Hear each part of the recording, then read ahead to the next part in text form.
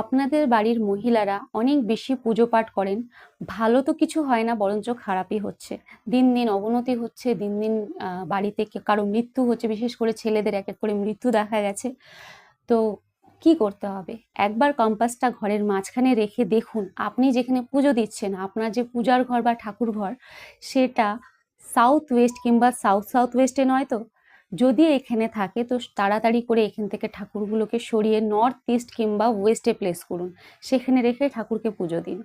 ঠাকুরকে কখনোই south West বা সাউথ সাউথ ওয়েস্টে রাখতে হয় না। সাউথ ওয়েস্ট পিতৃদের জায়গা, যারা আমাদের পিতৃদেব যারা মারা গেছেন তাদের জায়গা, তো তাদেরকে পুজো করা হয়ে যায়।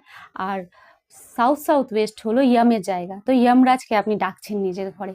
তাই এই দুটো স্থানে কখনোই পুজো করবেন না। যদি পুজো করছেন তো শিগগিরই তাড়াতাড়ি করে আজকের মধ্যেই আপনি এই স্থান থেকে ঠাকুর সরিয়ে নর্থ ইস্ট কিংবা ওয়েস্টে রাখুন। মনে রাখবেন, নর্থ ইস্ট এবং ওয়েস্টে যখনই ঠাকুর রাখবেন লাল রং ব্যবহার করবেন না, গোল্ডেন কালার, সাদা রং কিংবা ক্রিম কালারের আসনই কিন্তু ব্যবহার করবেন।